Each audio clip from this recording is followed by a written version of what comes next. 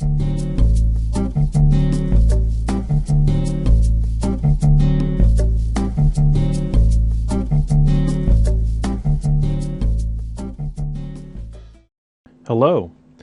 and welcome to another video in my series on management science, where we utilize Microsoft Excel to model and then solve simple, everyday business problems.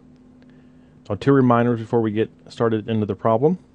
Number one, if you are watching this video on YouTube, please refer to the description below the video, and there you will find a link to the corresponding blog post, and on the blog post you will see a download link for this very file, so you can follow right along with us step by step. Number two, to keep the video a reasonable length, I have built in certain features automatically into the spreadsheet, primarily the naming of cell regions. So I have gone through and named certain cell regions so that when we use formulas and the solver add-in, we can use those more intuitive names rather than an obscure cell region. Now, there isn't a whole lot of background to this problem. Basically, we have a company that is named Deliver2You, and they have two factories, a distribution center, and two warehouses. And they need to ship their goods from factory to warehouse in a way that minimizes the total cost. Now, one component of this problem that is different, or in addition to the previous logistics problem I did, is that the shipping arcs or shipping lanes in the problem, some of them have capacity constraints. So from factory to warehouse goes over a rail system, so there's theoretically no limit. When we go from factory to distribution center, then distribution center to warehouse, we have a capacity of 50 units, and we cannot exceed that. So we have the added constraint of capacity in some of our shipping lanes, or arcs as they're technically called. The easiest thing to do before we actually get into working the Excel spreadsheet is to draw a diagram of our problem so we can visualize it, we can understand how things are going to flow, how it's going to look, and then after we draw the diagram, we'll come back into Excel and solve it. So let's go ahead and do our diagram. Okay. So let's go ahead and sketch out our problem so we can see it visually. Now, in the Deliver2You network, we have what are called 5 nodes. And nodes are just buildings or offices or whatever where goods either flow out of, flow through, or flow to, in terms of that's where they terminate. So in this problem, we have 5 nodes, 2 factories, a distribution center, and 2 warehouses. So let's go ahead and label those. In the top left, we have factory 1, so we'll call that F1. Down below, we have factory 2, we'll call that F2. In the middle is our distribution center, so we'll call that DC. In the top right, we have warehouse 1, and down below, warehouse 2. And again, these are called nodes. Now, connecting our nodes are what are called arcs. These can be thought of as shipping lanes, but we're going to call them arcs because that's the technical term. So from factory 1 to distribution center, we have an arc. Same thing from factory 2, distribution center. From distribution to warehouse 1, distribution to warehouse 2. Now we also have 2 more. Factory 1 can ship directly to warehouse 1, and factory 2 can ship directly to warehouse 2. Now, one thing about these is that they're directional, so we can think of them as vectors. They have a direction. So they do have an arrow indicating direction. Now, if you notice, factory 1 is not going to ship to factory 2, and warehouse 1 will not ship to warehouse 2, and so forth. So the green arrows here are called arcs. And it's just a path along which goods flow and then the direction they flow.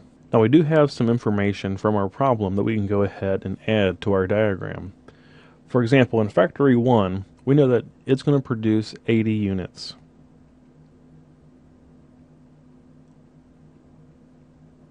80 units produced. Factory 2 is going to produce 70 units.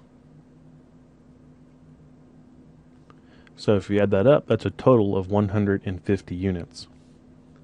Now if we go to warehouse 1, it needs 60 units. And warehouse 2 needs 90 units. If you notice, that also equals 150.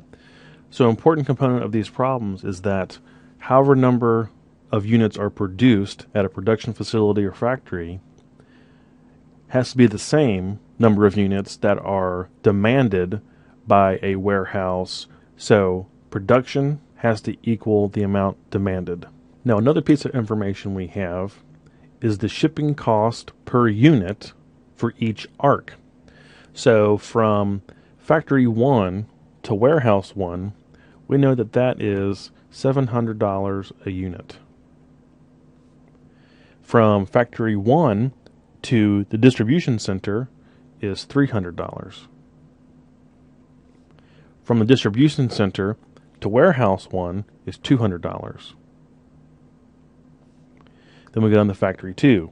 Factory 2 to distribution center is $400. Distribution center to warehouse 2 is $400. And factory 2 to warehouse 2 is $900. And again, this diagram is not geographically proportionate or correct. It's simply a model. So far we have our 5 nodes. Factory 1 and 2, distribution center in the middle, and warehouse 1 and 2 on the right-hand side. For each factory, we have a production or a supply, and then on the right-hand side, we have the demand or what is needed by each warehouse. And then for each green arc, we have a unit cost for shipping. So again, here in a few minutes, our goal is going to be to minimize our shipping costs. And finally, the last bit of information we have for this problem, and what makes it different than the previous logistics problem I did, is that each arc through our diagram does not have infinite shipping possibilities. So some of our arcs have a maximum number of units that can be passed through them. And it could be that's a function of time or the size of the container or whatever it might be. But there are limits in some of our arcs. 2 routes that do not have any limits are direct routes. So factory 1 to warehouse 1 theoretically has sort of an infinite capacity, and factory 2 to warehouse 2 also has an infinite capacity. Now in our problem, this is described that from factory 1 to warehouse 1 is a rail system. So theoretically, they could ship as many as they would want direct from factory 1 to warehouse 1. The same holds true for factory 2 to warehouse 2. That's also a rail line that theoretically has an infinite capacity. Now, factory to distribution and distribution to warehouse is done by truck. So, only a certain number of units can fit on a truck. There is some limited capacity in each one of those nodes. And from factory 1 to distribution is 50 maximum. From distribution center to warehouse 1 is also 50 maximum. From factory 2 to distribution is 50.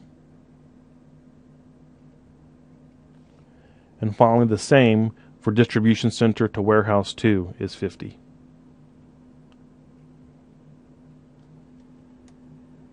So let's write out our arc pairs so we can see exactly each way goods can travel through our network.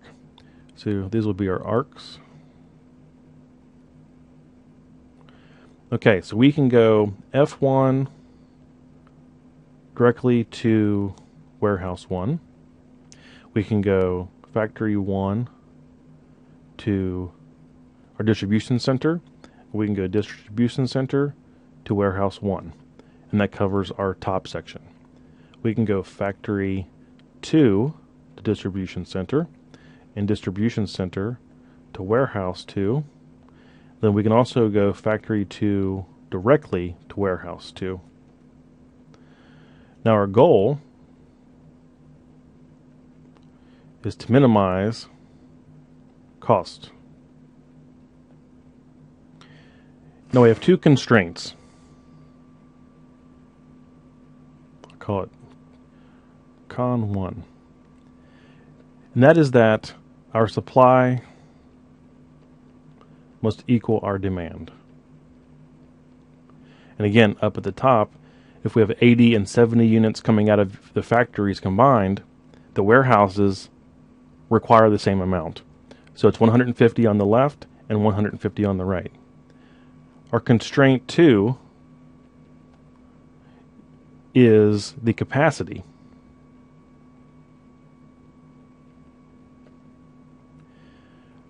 Our rail line capacity is theoretically infinite. We could load up as many train cars as we like and ship those directly from factory to warehouse.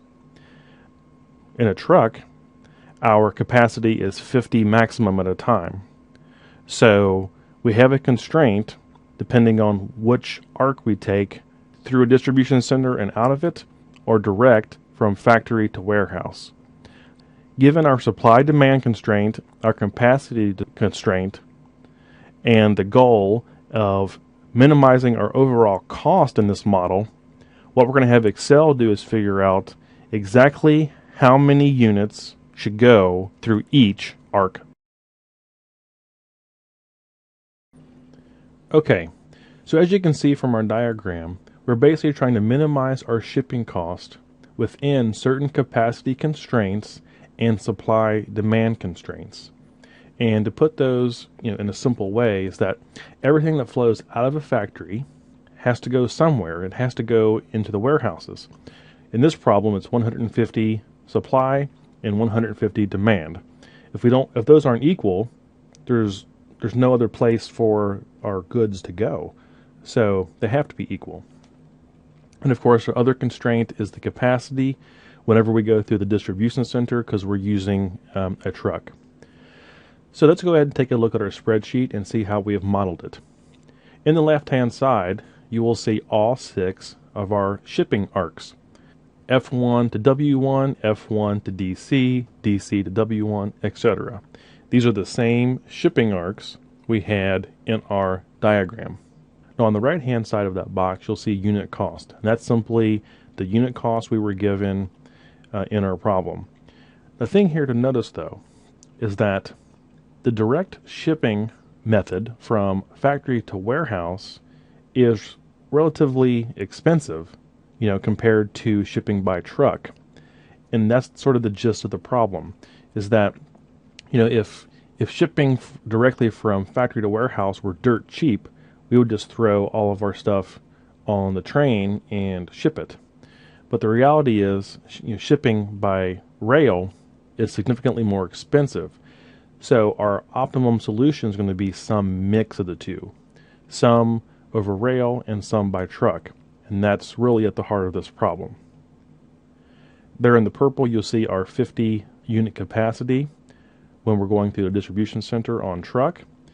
To the left of that, you will see the light blue cells for ship. That's actually what Excel is going to find for us. So it will tell us exactly how many units to ship in each shipping arc.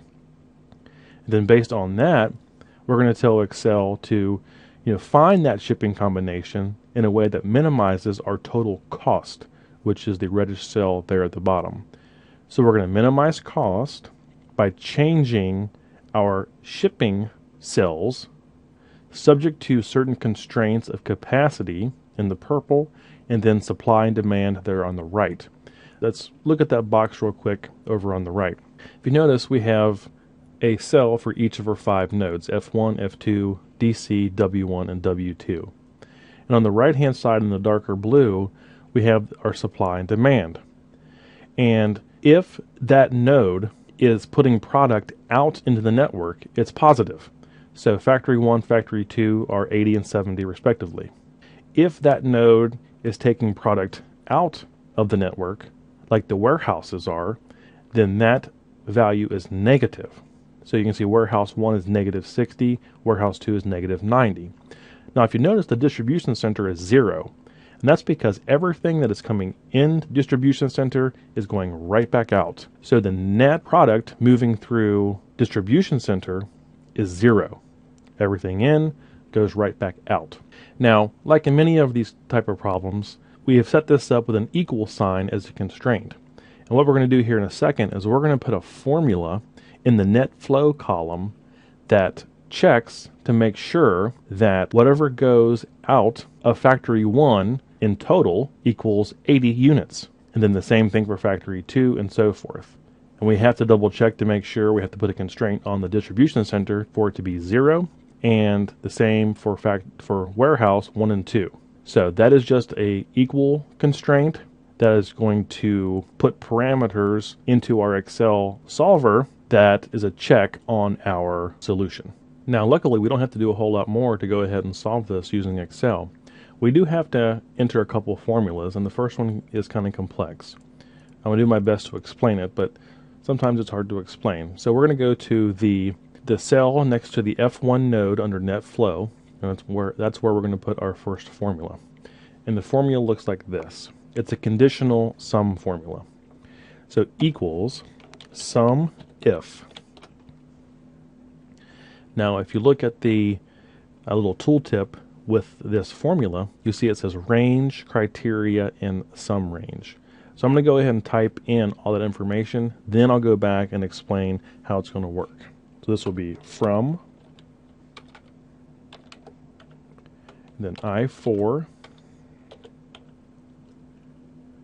and ship, close parentheses. Now what exactly is this going to do? It's easiest to look at it from right to left instead of left to right. So we'll start with ship. First thing it's going to do is go to the ship column, which is our light blue. And then it's going to look over in cell I4, which in this case is F1. And then in the ship column, it's only going to add things together where the value in that cell, which is F1, is the same as the value in the from column. Wherever there's an F1 in from, it's only going to add those cells and then put it in this case in J4. So for this formula, all it's going to do is add the first 2 cells in the ship column, because over in from it's F1, which is the same as I4. Now it's only half of it. We have to do minus sum if, and this one is set up very similar. 2 I4 ship. And this part of it is going to do the exact same thing, but it's going to look in the to column over on the left hand side. Now if you notice, there is no F1 in the to column because we're not shipping to any factories. Okay, we're only shipping from factories. So actually the second half of this formula is going to be 0. So we'll go ahead and hit enter. Now everything here is going to be 0 because we don't have any numbers in. And of course the great thing about Excel is we can just drag down and it fills in everything automatically, and it messes up my border there. I'm not going to worry about that. So this is going to do a sum if function to make sure that whatever our net flow in or out of a node is the same as the supply and demand we stipulated in our problem. Really, we only have one more thing to do, and that's total cost. And I've used this one before in previous problems. So equals sum product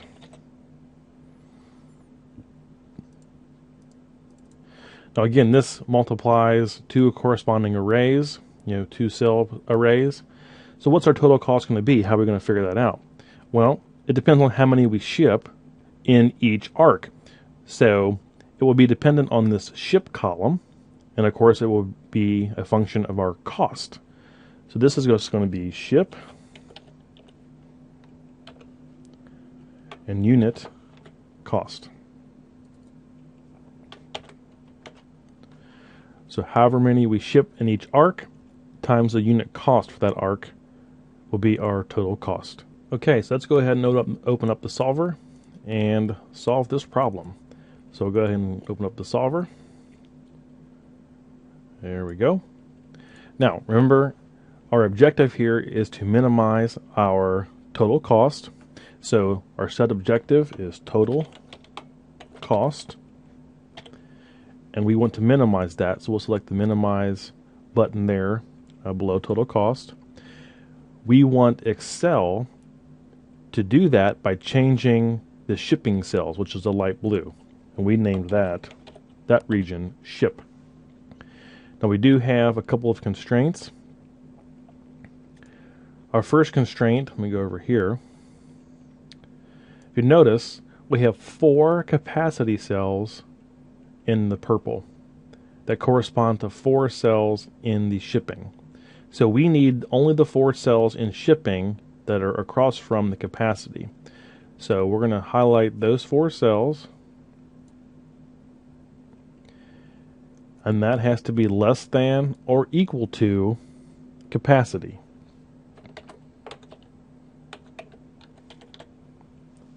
Just how it looks in our cell region there.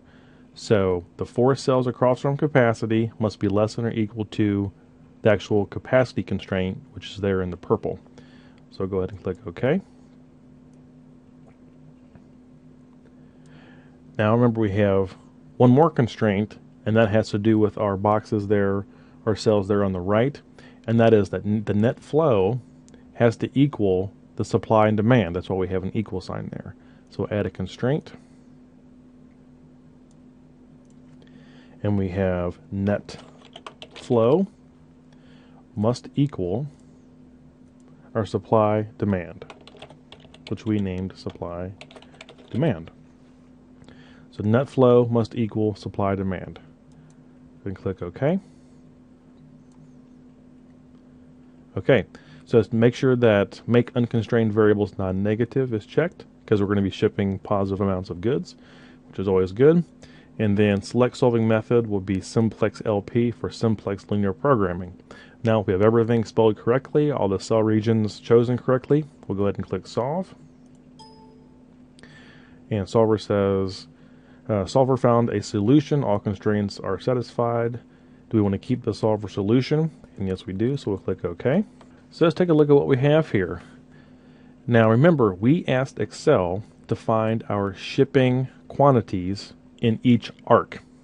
So based on Excel's solution, we're going to be shipping 30 units from factory 1 directly to warehouse 1, 50 units from factory 1 to the distribution center, 30 from distribution center to warehouse 1, and so forth.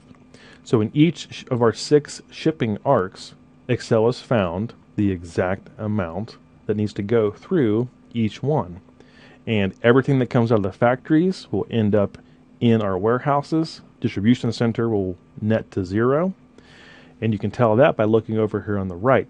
Our net flow equals our supply demand at each node. Now our total cost is down here in the reddish cell, and I'm going to go ahead and format that to dollars.